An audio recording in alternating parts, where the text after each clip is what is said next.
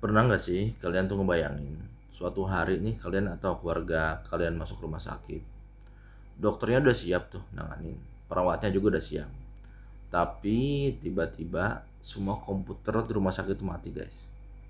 Rekam medis gak bisa dibuka, laboratorium tuh hilang dari sistem lah hasilnya gitu, bahkan alat medis digital nih ikut keganggu. Yang lebih ngerikan nih, yang lebih parah lagi tuh, itu semua bukan karena mati lampu, mati listrik, bukan cuma karena kendala kayak gempa dari alami, bukan, tapi karena serangan cyber. Dan ini bukan cerita fiksi ilmiah gitu, bukan, itu ancaman nyata yang sedang dihadapi rumah sakit di Indonesia ini guys. Assalamualaikum guys, balik lagi dengan gue. Jadi hari ini kita akan ngebahas sesuatu yang mungkin selama ini jarang kita pikirin. Kita sering nganggap keamanan cyber itu cuma urusan orang IT lah. Padahal kenyataannya nih, keamanan cyber itu sekarang sudah menjadi bagian dari keselamatan pasien. Satu klik yang salah, satu paspor yang bocor, atau satu software bajakan yang dipasang di komputer rumah sakit bisa berdampak pada nyawa seseorang. Yang bikin gue cukup kaget nih, ancaman terbesar ternyata itu bukan hacker kelas dunia yang pakai teknologi super canggih, bukan guys. Tapi justru berasal dari kebiasaan kecil yang sering dianggap sepele. Dan mungkin nanti nih di akhir video nih gue juga akan jelasin kenapa pemerintah sampai ngewajibin rumah sakit bikin tim tanggap insiden cyber. Kalau nggak salah sebelum tanggal 1 Desember 2006 ini deh, kalau nggak salah ya. Jadi percaya sama gue, alasannya itu jauh lebih serius daripada yang kita bayangin guys. Oke, sekarang coba kita lihat kondisinya saat ini. Indonesia itu lagi bergerak menuju layanan kesehatan yang makin digital lah ibaratnya kan ya.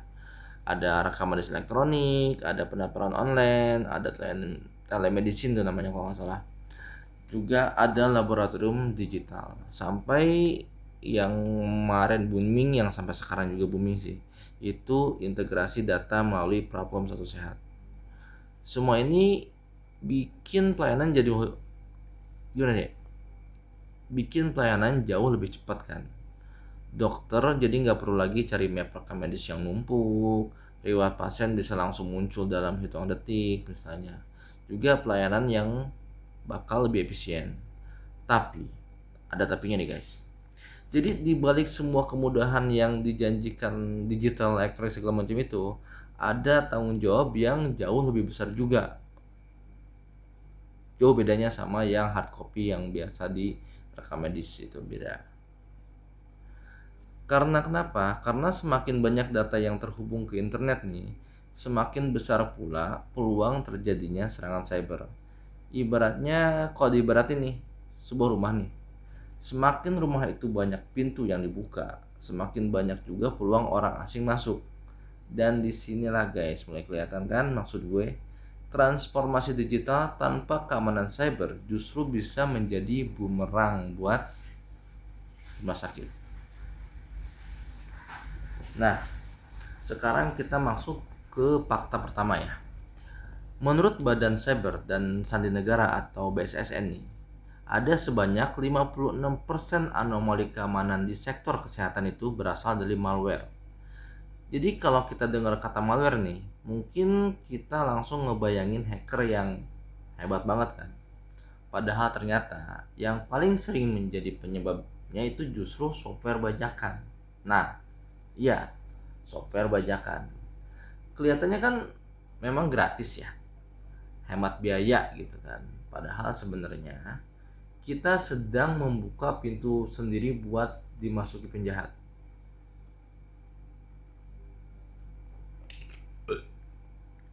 Jadi software ilegal itu kan seringkali disisipi program berbahaya sama hacker tuh. Jadi begitu kita install, kita pasang, malware itu mulai bekerja diam-diam guys di back end, di belakang layar lah. Curi data, ngambil password, terus ngebuka akses dari luar gitu. Dan yang paling berbahaya nih, sering kali semua itu terjadi tanpa disadari siapapun. Motor guys, berisik banget ya. Fakta kedua nih, yang lebih bikin mengejutkan lagi. Data pasien tuh sekarang menjadi salah satu komoditas paling mahal di dark web. Why? Kenapa? Karena rekam medis itu jauh lebih berharga daripada sekedar nomor telepon. Kenapa? Karena di dalamnya itu ada identitas lengkap. Ada identitas lengkap. Ulang ya. Jadi ada alamat, nomor asuransi, riwayat penyakit pasien, ada hasil laboratorium, ada bahkan informasi pribadi yang sensitif sekalipun ada. Jadi kalau data kayak gini tuh bocor, bukan cuma privasi yang hilang guys. Data itu bisa dipakai buat penipuan misalnya, atau pemerasan terhadap pasien sendiri, atau pencurian identitas, atau mungkin yang mudah itu dijual beliin. Sepanjang tahun 2025 nih, lebih dari 44 juta data kesehatan dilaporin terekspos di dark web secara global, dan Indonesia juga ikut terdampak. Sebanyak 461 stakeholder nih, termasuk berbagai fasilitas pelayanan kesehatan lah ya, ngalamin dampak langsung. Artinya nih, ini bukan lagi masalah negara lain guys. Ini udah jadi tantangan kita bersama, tantangan negara kita. Mungkin ada yang mikir gini, kalau gitu kenapa? Gimana ya? Kalau gitu tinggal backup data aja kan gitu. Backup restore gitu. Tapi sayangnya masalah itu nggak segampang kayak gitu. Jadi kalau ransomware itu nyerang nih, yang lumpuh bukan cuma database-nya.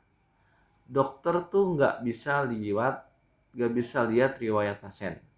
Perawat tuh nggak bisa mastiin tuh alergi obat si pasiennya apa, nggak bisa. Laboratorium juga nggak bisa ngirim hasil pemeriksaan. Bagian farmasi itu keganggu, administrasi itu berhenti guys, IGD itu bisa ngelambat. Dan ketika pelayanan kesehatan terlambat nih, risikonya langsung mengenai pasien. Jadi karena itulah nih BSSN negas sini. Gangguan sistem teknologi informasi di rumah sakit bukan lagi sekedar masalah administratif, tetapi sudah menjadi ancaman nyata terhadap keselamatan jiwa pasien. Langsung ancaman ke pasien langsung. Bukan lagi hanya perawat dan dokter gitu, tapi ke cyber juga. Jadi kalimat ini menurut gue sangat penting guys. Karena akhirnya kita sadar guys, server tuh yang diem aja tuh segede itu di pojokan, ternyata itu ikut menjaga nyawa manusia. Nah, disinilah pemerintah mulai serius ngambil langkah yang jauh lebih serius. Pokoknya mulai ngambil langkah yang jauh lebih serius lah gitu. Jadi banyak nih, kita bahas undang-undang lah ya. Melalui Undang-Undang Nomor 17 nih tahun 2023 tentang kesehatan nih. Terus ada Peraturan Presiden Nomor 82 tahun 2022 nih tentang pelindungan infrastruktur informasi vital nih. Kemudian ada yang kemarin nih diperkuat sama surat edaran bersama Kepala BSSN kalau nggak salah ya, nomor 18 tahun 2026. Baru kemarin tuh Menteri Kesehatan. Jadi pemerintah tuh mewajibkan setiap fasilitas kesehatan strategis membentuk tim tanggap insiden cyber. Tim tanggap insiden cyber, atau yang mungkin disebut dengan TTIS atau CSIRT, CISRT. Nah, haus.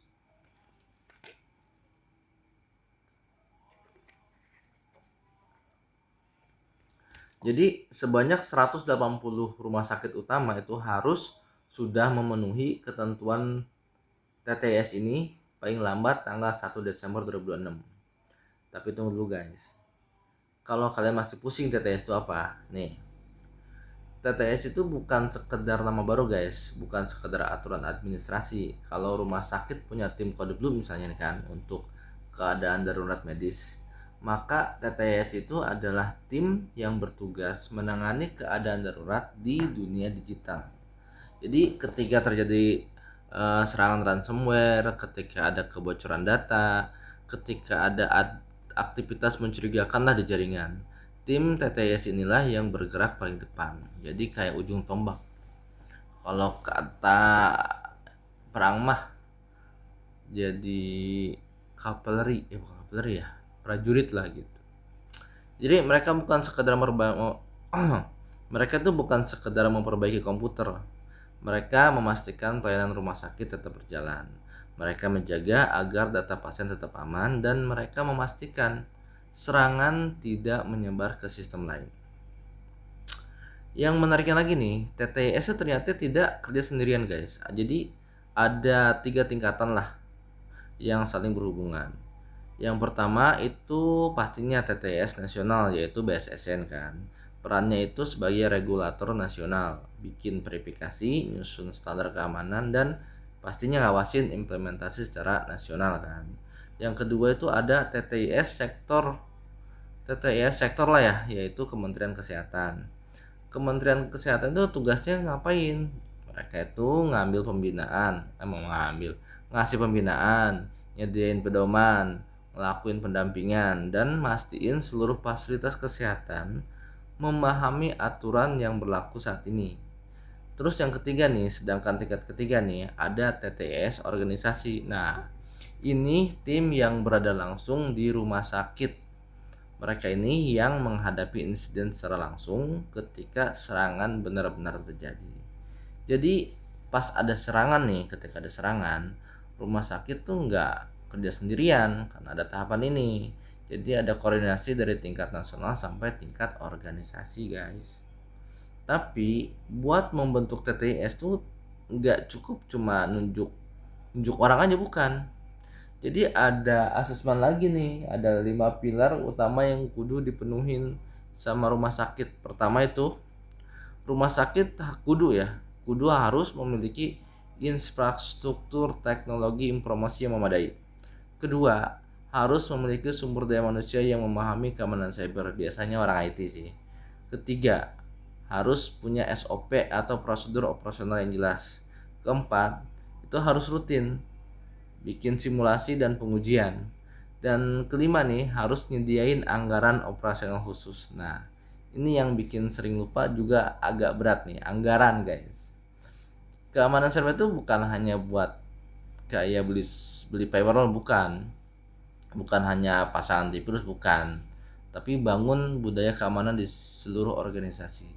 Gimana caranya user, pegawai, karyawan, perawat, dokter itu sadar gitu aja sih. Bukan cuma dari sisi hardware software, tapi dari sisi SDM-nya juga harus disadarkan gitu. Dan yang bikin gue salut nih, pemerintah tuh ternyata juga nggak langsung ngelepas rumah sakit itu aja guys. Jadi ada proses registrasi resmi ke NAT Chart yang berada di bawah BSSN. Jadi buat dapat pengakuan resmi nih, rumah sakit itu harus memenuhi berbagai persyaratan.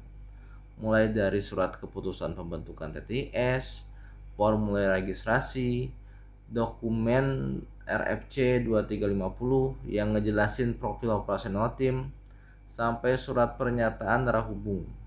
Setelah itu ada lagi nih proses validasi komunikasi. Kalau semua udah standar nih, udah di assessment, udah pas lah gitu, dipenuhi, barulah ada tuh diterbitin surat STR, tanda registrasi, yang artinya pemerintah tuh pengen mastiin bahwa setiap TTS benar-benar siap kerja, bukan hanya tulisan di atas kertas doang, bukan gitu.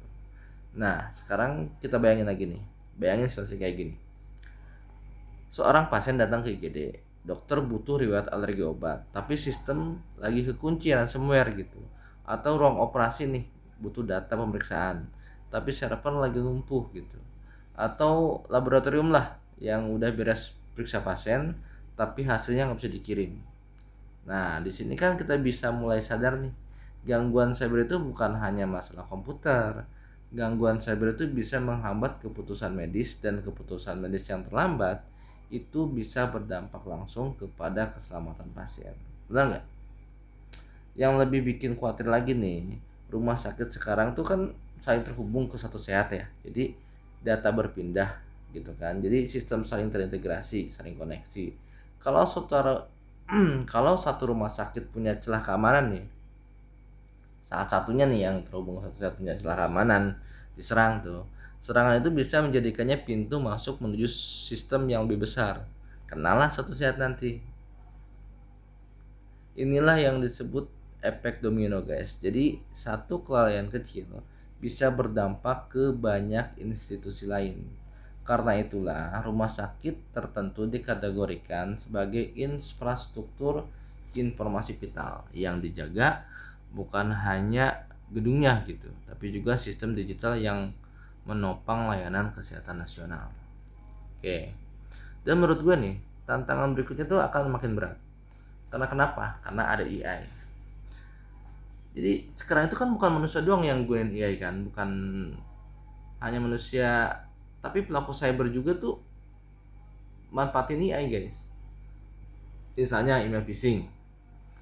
Sekarang pasti bisa lebih meyakinkan kalau itu dari perusahaan. Bikin malware bisa bikin cepat kan, bisa lebih cepat lah pakai vibe coding. Ransomware tuh berkembang makin canggih. Bahkan AI juga bisa menghasilkan informasi yang salah atau halusinasi. Iya sih.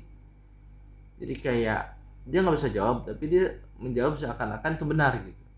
Jadi artinya TTS tuh nggak boleh berhenti belajar guys. Ancaman berubah setiap hari, teknologinya berubah, cara nyerangnya pun berubah. Jadi kemampuan tim juga harus di-upgrade, diperbarui. Ada satu kutipan nih menurut gue masih sangat relevan sampai sekarang tuh dari Dr. Rubiono Kartopati nih. Jadi kata beliau nih, ingatlah guys, ingatlah bahwa kehilapan satu orang saja cukup buat menyebabkan keruntuhan negara. Kalimat itu mungkin dibuat puluhan tahun yang lalu guys, tapi di era digital kayak gini nih, maknanya justru makin terasa lah. Jadi satu klik pada email palsu, phishing, satu password yang bocor, satu sopir bajakan misalnya, bisa jadi awal dari bencana besar. Jadi apa yang bisa kita pelajari dari semua ini? Pertama, keamanan cyber itu bukan lagi urusan divisi IT saja. Dokter punya peran, perawat punya peran, petugas administrasi juga punya peran, manajemen rumah sakit apalagi juga punya peran yang penting. Bahkan kita sebagai masyarakat juga punya peran. Karena kenapa? Karena data kesehatan itu adalah salah satu aset yang paling berharga yang kita miliki, guys. Semakin maju teknologi kesehatan, semakin besar pula tanggung jawab kita buat ngejaga data itu. Jadi semoga rumah sakit Indonesia ini tuh semakin siap menghadapi ancaman cyber, guys. Karena pada akhirnya yang sedang kita lindungi itu bukan cuma server, bukan hanya komputer, bukan hanya database, tapi keselamatan pasien. Dan mungkin suatu hari nanti nih, keselamatan itu adalah milik kita sendiri. Jadi kalau menurut kalian gimana nih? Apakah rumah sakit di Indonesia itu sudah cukup siap nih menghadapi ancaman cyber? Tolong tulis pendapat kalian di kolom komentar ya. Jadi dan kalau video ini bisa bermanfaat nih, tolong jangan lupa nih like, subscribe, dan share. Karena semakin banyak orang memahami keamanan cyber, semakin kuat pula pertahanan digital kita. Jadi sampai ketemu di video selanjutnya guys. Wassalamualaikum warahmatullahi wabarakatuh.